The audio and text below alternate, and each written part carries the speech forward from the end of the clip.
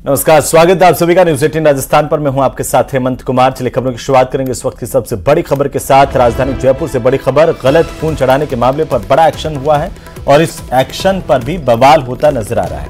SMS में गलत खून चढ़ाने से मरीज की मौत के मामले में दोषी डॉक्टर्स और नर्सिंग ऑफिसर पर एक्शन पर गुस्सा है। एपीओ करने पर रेजिडेंट्स अब नाराजगी जता रहे हैं। जांच रिपोर्ट के आधार पर एपीओ किया गया तो रेजिडेंट्स की तरफ से गुस्सा जाहिर किया गया है एपीओ करने को लेकर के। ये बड़ी जानकारी इस वक्त क्या रखी है, तस्वीरें भी सामने आई है। रेजिडेंट्स का गुस्सा देखने को मिला है। गलत खून चढ़ाने से युवक की मौत हो गई। इसी मामले में जांच करवाई गई। जांच रिपोर्ट सामने आने के बाद चिकित्सा मंत्री ने एक्शन लिया। 2 डॉक्टर्स को एपीओ किया गया, जिसमें एक रेजिडेंट भी शामिल है। साथ ही साथ नर्सिंग ऑफिसर पर भी एक्शन हुआ। नर्सिंग ऑफिसर को निलंबित किया गया। लेकिन अब इस पूरी कार्रवाई को लेकर के चिकित्सा कर्मियों का गुस्सा सामने आ रहा है। चिकित्सा कर्मियों की नाराजगी इस पूरे मामले पर सामने आई है। एक्सक्लूसिव तस्वीरें, मेडिकल हॉस्टल के बाहर रेजिडेंट्स जुटे हैं और अपनी नाराजगी प्रकट की है। सबसे पहली तस्वीर इस नाराजगी की न्यूज 18 राजस्थान पर। एक्सक्लूसिव तस्वीरें आप देखिए। आज दिन में ये कार्रवाई हुई शाम होते होते और देर रात तक रेजिडेंट्स का गुस्सा फूट पड़ा। रेजिडेंट डॉक्टर्स को एपीओ करने पर ये रेजिडेंट नाराजगी जता रहे हैं।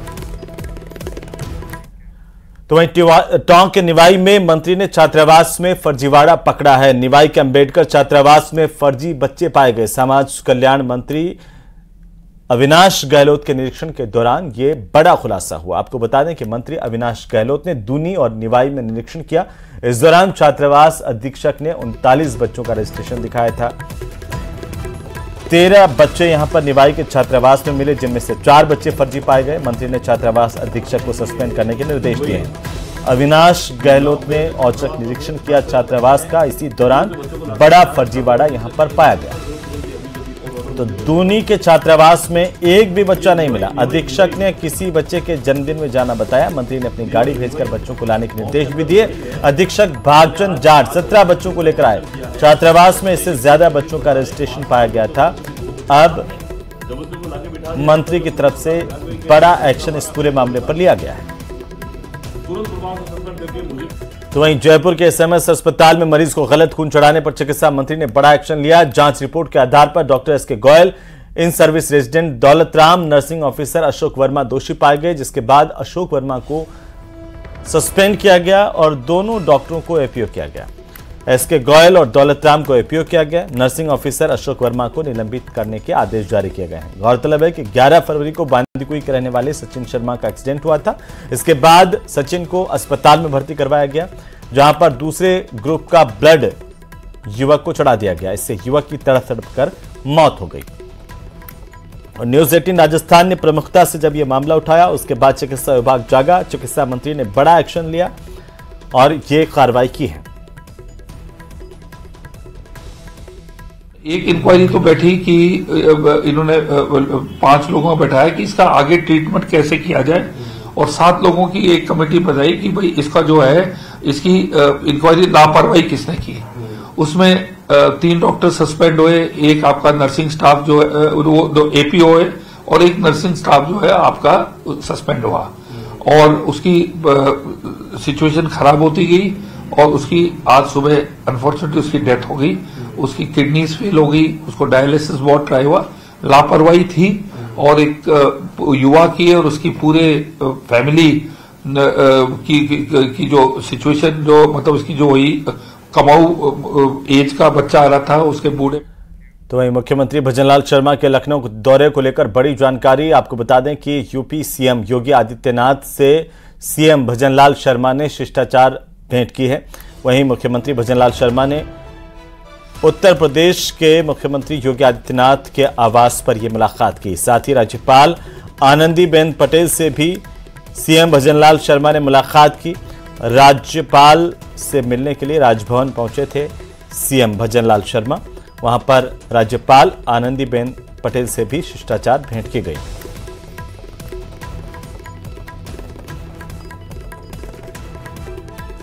मुख्यमंत्री भजनलाल शर्मा का उत्तर प्रदेश का दौरा और यहां पर यूपी की राज्यपाल और मुख्यमंत्री से सीएम भजनलाल शर्मा की शिष्टाचार भेंट हुई है, जिसकी तस्वीरें सामने आई हैं।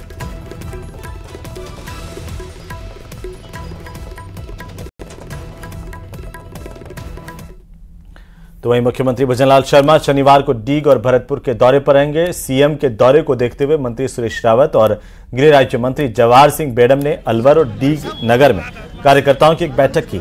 वहीं बीजेपी नेताओं ने तैयारी का जायजा लिया है। इस दौरान सांसद रंजीता कोहली, जिला कलेक्टर श्रुति भारद्वाज और एसपी राजेश कुमार मीणा भी मौजूद रहे। मुख्यमंत्री के दौरे को लेकर बीजेपी कार्यकर्ताओं में उत्साह है। सीएम जब यहां पर पहुंचेंगे उनका जोरदार स्वागत किया जाएगा। भारतीय जनता पार्टी के कार्यकर्ताओं से लगा करके आम लोग मुख्यमंत्री के स्वागत में उमड़ेंगे। लोगों ने ये निर्णय लिया है कि हम हमारे लाडले मुख्यमंत्री जो आधुनिक भागीरथ हैं उनका स्वागत करेंगे, सम्मान करेंगे और वो कल कस्बा नगर में 12 बजे पधारेंगे। नगर की जनता और ग्रामीण जनता, क्योंकि हमारी सबकी मांग पर सीकरी बांध को ERCP की परियोजना में उन्होंने जोड़ा है और हमारी मांग है कि आगे भी पानी को जोड़ करके हमारे किसानों को फायदा पहुंचेगा, हमारे लोगों की प्यास बुझेगी। वर्षों पुरानी समस्या का समाधान हुआ है, इसके लिए उनका भव्य स्वागत करेंगे, सम्मान करेंगे और मुख्यमंत्री जी को ये जनता ये विश्वास दिलाएगी कि आप इसी तरह से आगे बढ़िए, ये जनता आपके पीछे खड़ी है। देखिए, ERC का जो प्रोजेक्ट है बहुत ही महत्वपूर्ण प्रोजेक्ट है और अभी राजस्थान और मध्य प्रदेश के बीच में MOU हुआ है। DPR का भी DPR बढ़ गई है। निश्चित DPR बढ़ने के बाद ही पता लगेगा कि किसको कितना क्या मिलेगा और जल्दी ये DPR महीने भर के अंदर पूरी हो जाएगी और अभी लगभग काफ़ी इस पर काम हुआ भी है। जल्दी हम प्रधानमंत्री जी को कोशिश कर रहे हैं, उनसे निवेदन करके शिलान्यास। तो वहीं कांग्रेस पार्टी के लोकसभा चुनाव को लेकर तैयारियां जोरों पर। इसी बीच 25 फरवरी को राहुल गांधी की भारत जोड़ो यात्रा भी धौलपुर में प्रवेश करेगी। यात्रा को लेकर के पूरी कांग्रेस एकजुट और तैयार नजर आ रही है। यात्रा की तैयारियों को लेकर PCC अध्यक्ष गोविंद सिंह डोटासरा, प्रदेश प्रभारी सुखजिंदर सिंह रंधावा, नेता प्रतिपक्ष टीकाराम जूली आज शाम को धौलपुर पहुंचे। इस दौरान उन्होंने बीजेपी पर जमकर निशाना साधा है।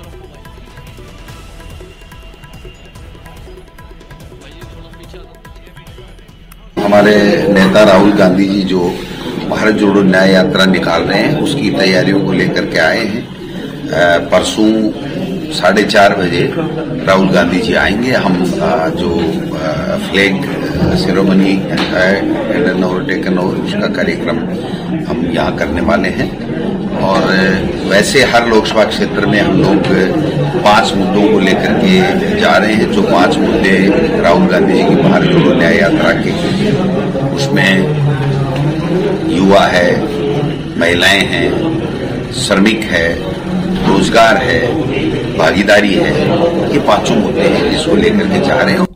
और इसी बीच बड़ी खबर, भीलवाड़ा के आसीन में लूट की बड़ी वारदात हुई है। बदमाशों ने एक युवक से 8 लाख रुपए लूट करके फरार हो गए।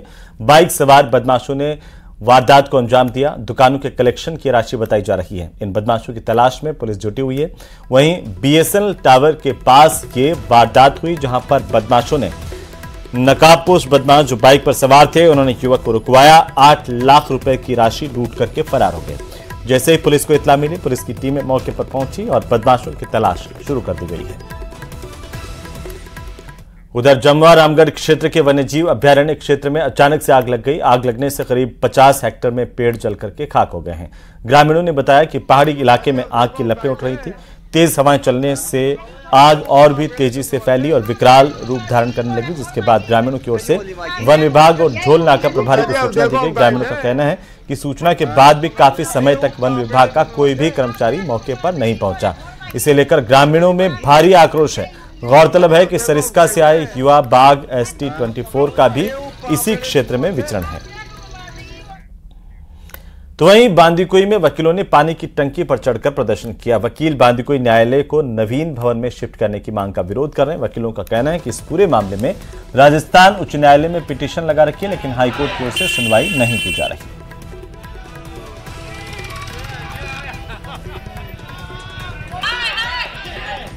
तो वहीं सीकर के शहीद का पटवारी का बास गांव में अंतिम संस्कार किया गया। शहीद सैनिक कमल किशोर को 2.5 साल के बेटे नक्षित चौधरी ने मुखाग्नि दी। सेना के जवानों ने कमल किशोर को गार्ड ऑफ ऑनर देकर अंतिम विदाई दी। शहीद जम्मू कश्मीर में तैनात थे और जवान को श्रद्धांजलि देने के लिए यूडीएच मंत्री झाबर सिंह खर्रा पहुंचे। सीकर सांसद स्वामी सुमेधानंद सरस्वती के साथ ही कंडेला विधायक सुभाष मील, जिला कलेक्टर सीकर कमर चौधरी, एएसपी गजेंद्र सिंह जोधा भी पहुंचे और शहीद को नमन किया गया। पूरे राजकीय सम्मान के साथ तमाम लोगों ने शहीद को नम आंखों से विदाई दी।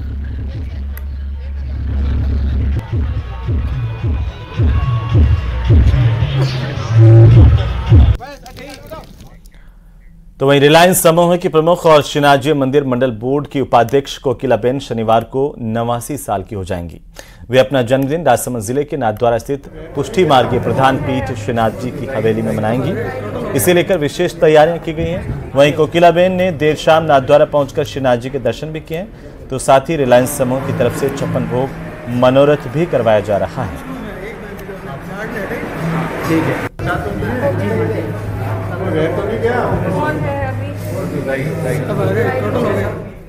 वहीं मध्य प्रदेश के मुख्यमंत्री के बेटे की शादी पुष्कर के एक रिजोर्ट में हो रही है। शाम को सगाई की रस्म के साथ ही चाक और मेहंदी का कार्यक्रम भी हुआ है। शनिवार को वैभव यादव और शालिनी की शादी होगी। दोनों विवाह के पवित्र बंधन में बंधेंगे। उस वक्त राजस्थान के मुख्यमंत्री भजनलाल शर्मा भी शादी में शरीक होंगे। इस तरह की जानकारी मिल रही है। साथ ही कई मंत्री और विधायक भी शादी में पहुंचेंगे। हालांकि शादी के इस कार्यक्रम को लेकर पूरी तरह से गोपनीय रखा जा रहा है। कौन इसमें शामिल होगा, कौन नहीं, इसे लेकर स्थितियां अभी साफ नहीं हैं।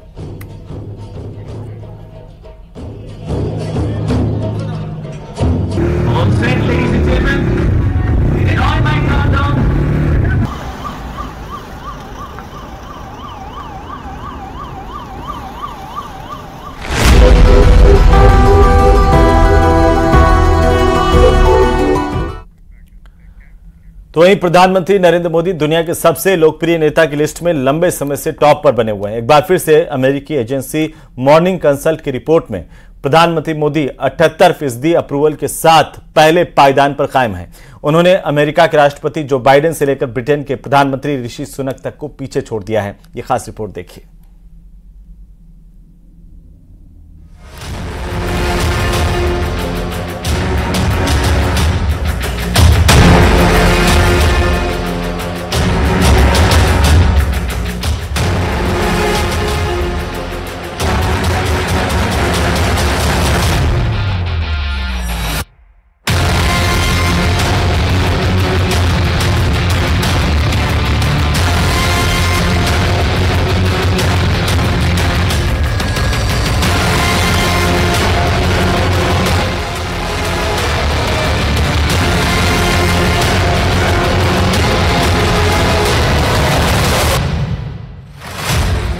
एक बार फिर साबित हो गया कि पीएम मोदी दुनिया के सबसे लोकप्रिय नेता हैं।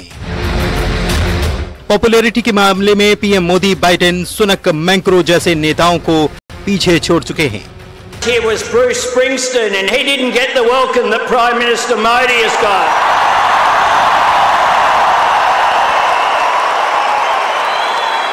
Prime Minister Modi is the boss.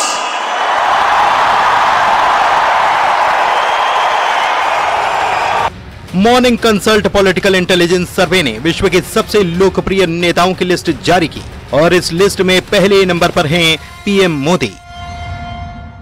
उन्होंने विश्व के सभी बड़े नेताओं को लोकप्रियता के मामले में पीछे छोड़ दिया है। देश सफलताओं के नए प्रतिमान गढ़ेगा और ये मोदी की गारंटी है।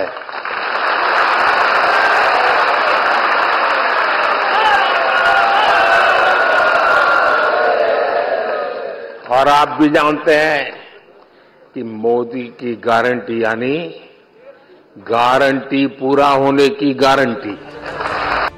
दुनिया के सबसे लोकप्रिय नेताओं की इस लिस्ट में विश्व के सभी बड़े नेताओं के बारे में आंकड़ों समेत जानकारी दी गई है। इस लिस्ट में प्रधानमंत्री नरेंद्र मोदी ने 78% लोकप्रियता के साथ पहला स्थान हासिल किया, यानी 78% लोगों की पसंद पीएम मोदी बने हैं। वहीं मैक्सिको के प्रधानमंत्री एंड्रेस मैनुएल लोपेज ओब्राडोर की लोकप्रियता 65% है और वे दूसरे नंबर पर हैं। तीसरे नंबर पर जेवियर माइली, राष्ट्रपति Argentina.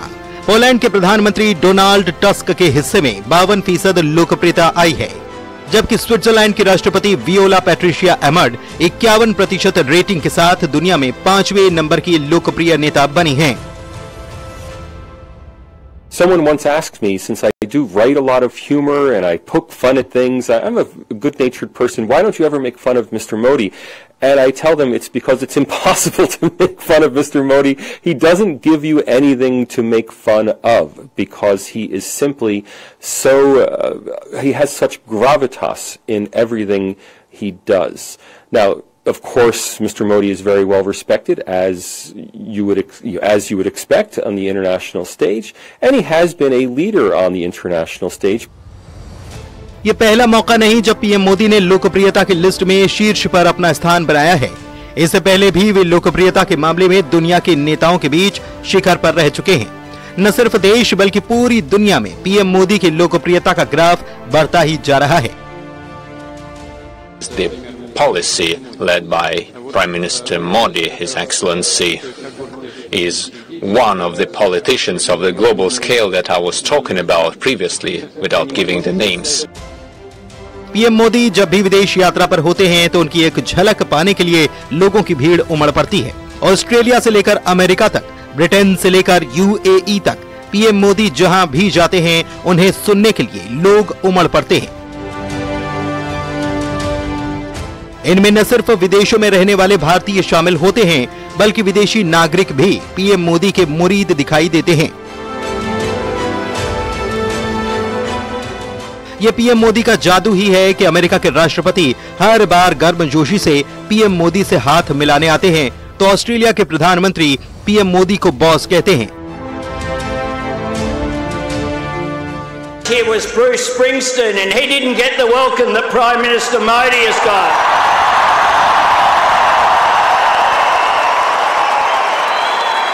Prime Minister Modi is the boss.